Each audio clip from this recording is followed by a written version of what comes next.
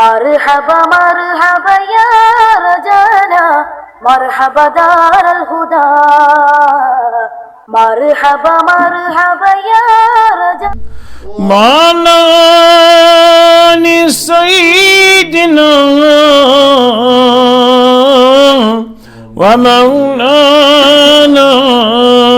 محمد دسمت حقن شی سروری نازان سے پیٹھ پیغمبری نور خدا چھی برجبین صلو علیہ دائما اللہم صلی وسلم علی سیدنا ومولانا محمد سیدنا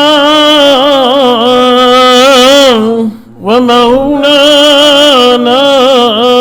محمد وبارك وسلم عليهم. أعوذ بالله من الشيطان الرجيم. بسم الله الرحمن الرحيم. يا أيها الناس ضرب مثل فاستمعوا له إن الذين تدعون من دون الله لن يخلقوا ذبابا ولو اجتمعوا له وإن يسلبهم الذباب شيئا لا يستنقذوه منه ضعف الطالب والمطلوب ما قدر الله حق قدره. آمنت بالله صدق الله مولانا العظيم. سامعین السلام علیکم ورحمۃ اللہ. اختصار کے پیشتر ایک دو چیزیں آپ سمجھ لیں. آپ کلام مجید میں سورہ حج شریف پڑھتے ہیں. سورہ حج کا آخری رکوع پارہ نمبر 17 آخری پیج. یہ اس کی آیت میں تلاوت کر کے بھی سنانے سے فارغ ہوا. اللہ تبارک و تعالی ارشاد فرماتے ہیں یا ایھا الناس، یا ایھا الذین آمنوا نہیں ہے، یا ایھا الناس تمام لوگوں کو مخاطب بنایا جا رہا ہے. تو آگے کیا فرمایا؟ ضرب مثل فاستمعوا لہ، ایک عجیب مثال آپ کے سامنے پیش کی جا رہی ہے. فاستمعوا لہ، اس مثال کو غور سے سن لو. یہ مثال ہے کیا؟ ان الذین تدعون من دون اللہ، جن کو تم پکارتے ہو یا پوجتے ہو یا پرستش کرتے ہو یا جن کے سامنے اپنی حاجتیں رکھتے ہو، لن یخلقوا ذبابا، لن کے معنی عربی کے طالب علم سمجھ سکتے ہیں. لن کیا نزاکت پیدا کرتا ہے عبارت کے اندر، ایک لفظی ایک معنوی. تو آپ خواص بھی ہیں عوام بھی ہیں، آپ معنوی ہی لیجئے. معنوی کہ اس نے اس کے اندر تاکید پیدا کی. لن کے معنی ہرگز بھی نہیں. یخلقو کے معنی پیدا کرنے پر کیا قدرت حاصل کر سکتے ہیں، وہ ہرگز بھی نہیں پیدا کر سکتے ہیں. ذباب کے معنی عربی میں مکھی کے آتے ہیں. ذباب کس کو کہتے ہیں؟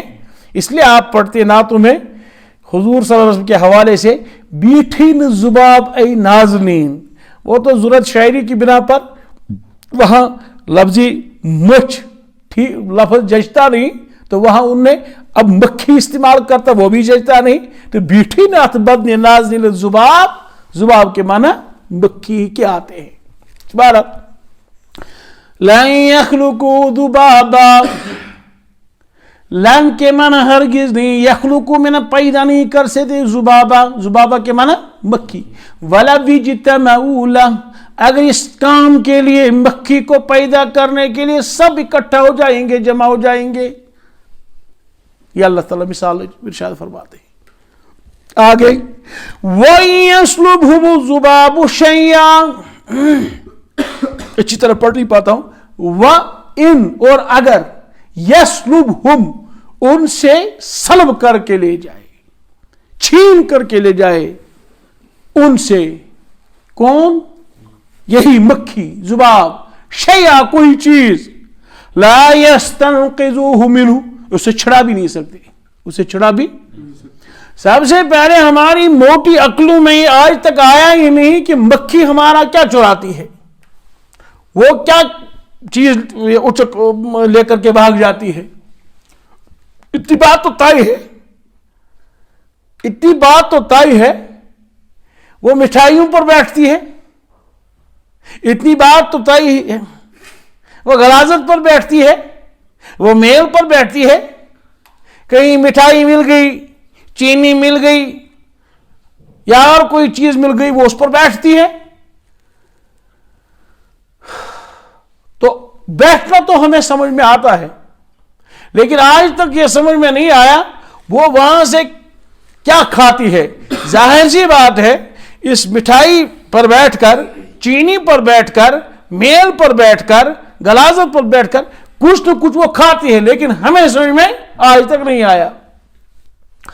اب جب ہمیں سمجھ میں ہی نہیں آیا کہ مکھی نے کیا کھایا، تو ہم ظاہر سے چھڑا تو نہیں سکتے ہیں، پیچھا بھی اس کو نہیں کر سکتے ہیں۔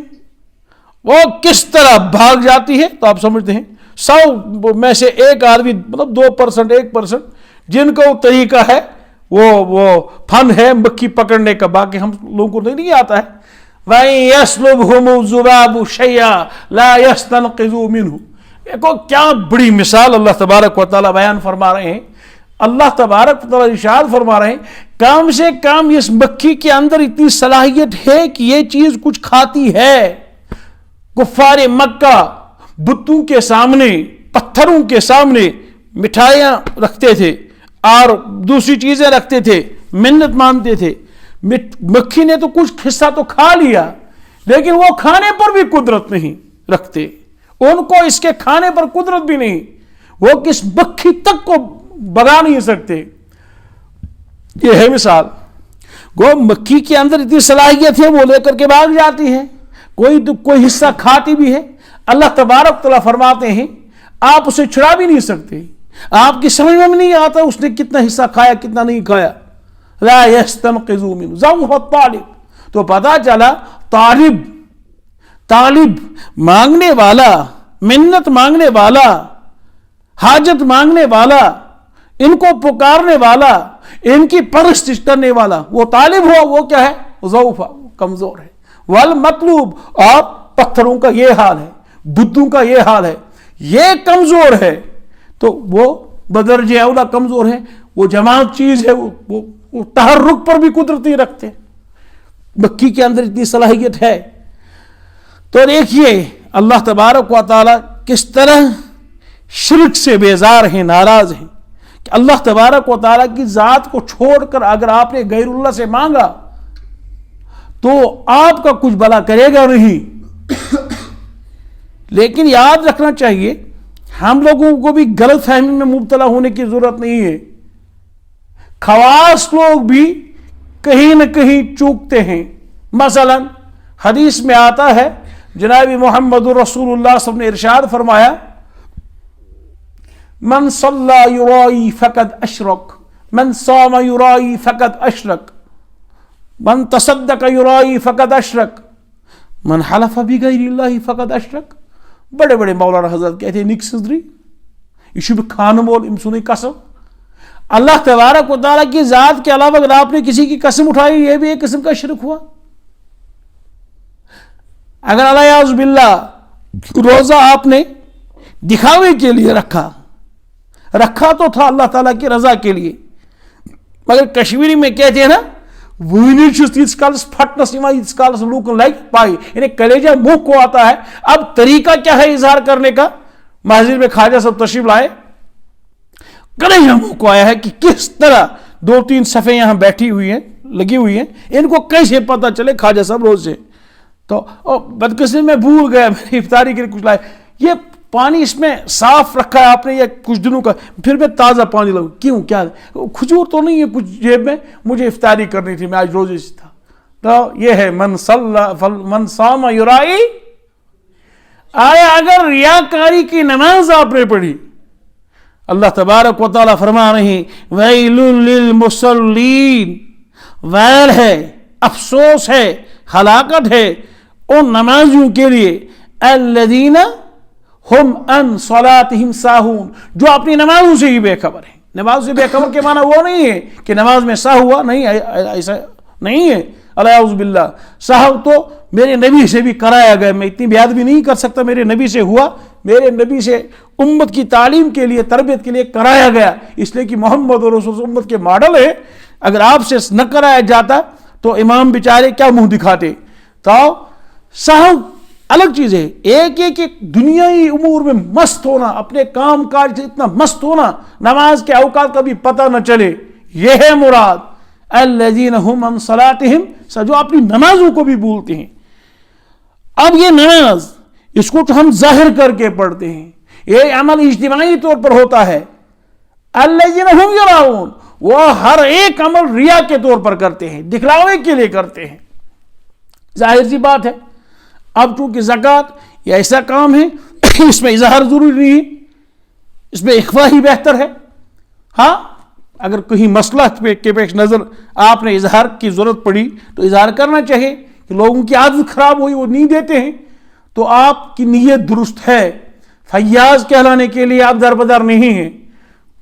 میری نیت یہ نہیں ہے کہ مجھے بڑا آدمی کہیں گے, مالدار آدمی کہیں گے, نیت یہ ہے کہ ان کو بھی دینے کا مزاج بن جائے, تو پھر میں ظاہر کر کے زکوٰۃ بھی دے سکتا ہوں. ورنہ اگر زکوٰۃ کے معاملے کو لیا جائے, لوگ اس میں بالکل زکوٰۃ کھاتے ہیں. کیوں؟ اس میں تو پتہ ہی نہیں چلتا کسی کو نماز کا یہ عالم ہے تو زکوٰۃ کا کیا عالم ہوگا. الذین هم ان کا ہر ایک عمل ہوتا ہے ریا کے لیے, دکھاوے کے لیے. الذین هم یراؤون ویمنعون الماعون, جب کی کوئی کہتے نہیں, اور ویمنعون الماعون, تو بہرحال الماعون اس کی بہت ساری تفسیریں ہیں.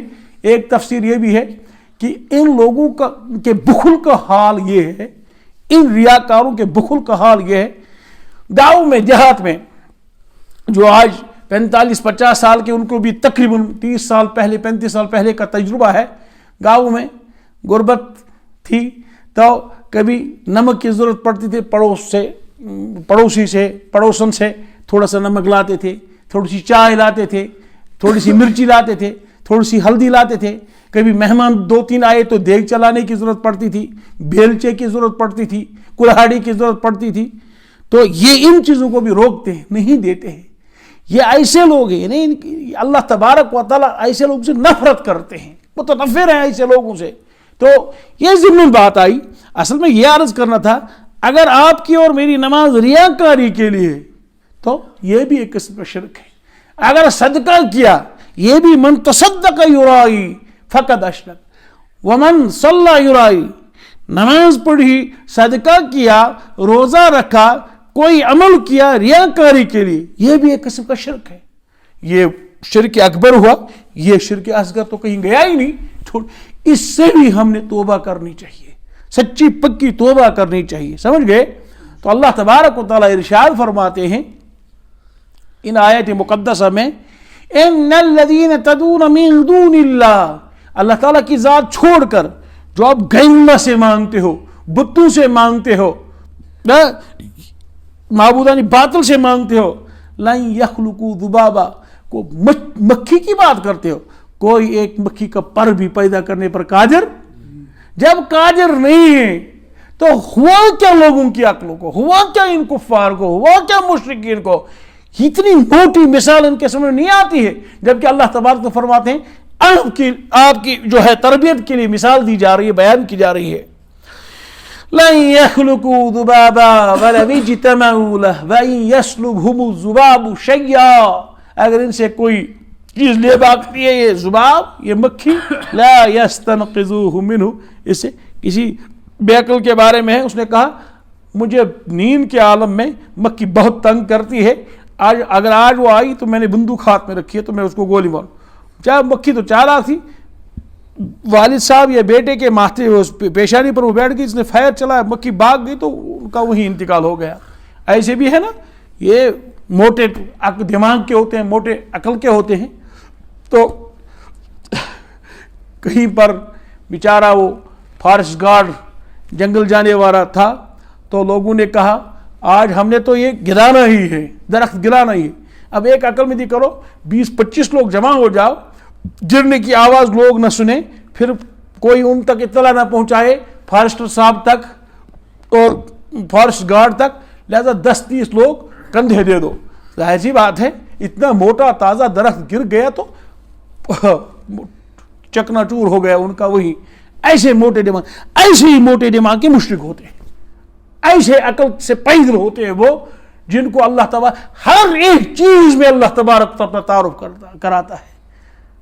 وفی الارض آیات للموقنین, کائنات کے چپے چپے پر قدرت کی نشانیاں ہیں پہچاننے والوں, یقین کرنے والوں. بلکہ یہ بھی فرمایا گیا وفی انفسکم, اگر وہ عالم اکبر ہے تو آپ عالم اصغر ہو.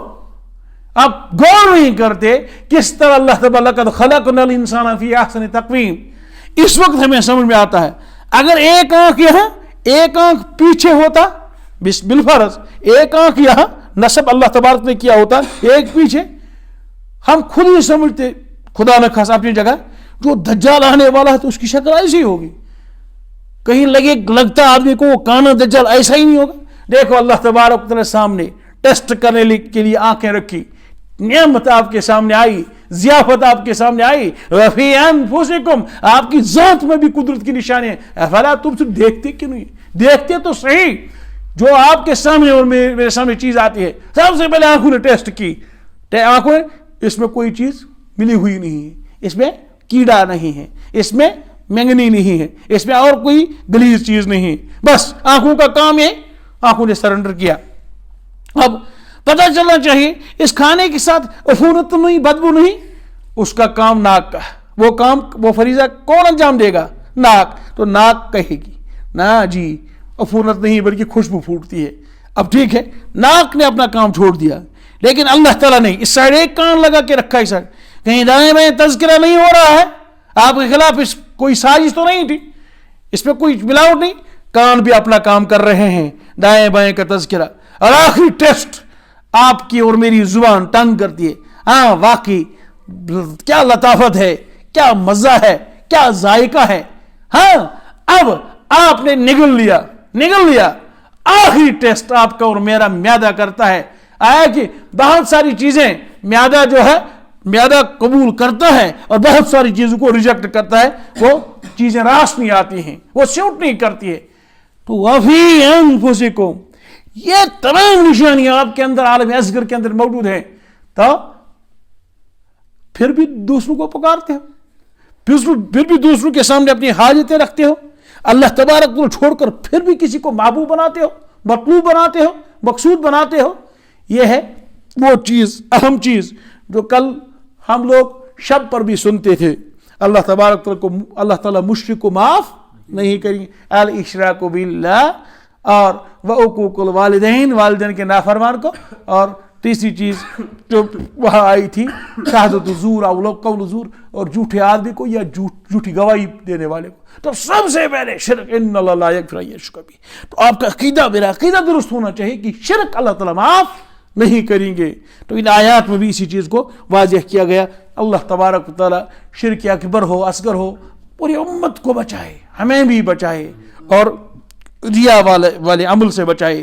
ہماری نماز اللہ کی رضا کے لیے ہو, ہمارا روزہ اللہ تعالیٰ کی. ان صلاتی و نسکی و محیای و مماتی للہ لا شریک لہ. یہ تمام اعمال اس اللہ کے جس کا کوئی ساجی اور شریک, جس کا کوئی ہمسا نہیں. یہی تو شرط ہے.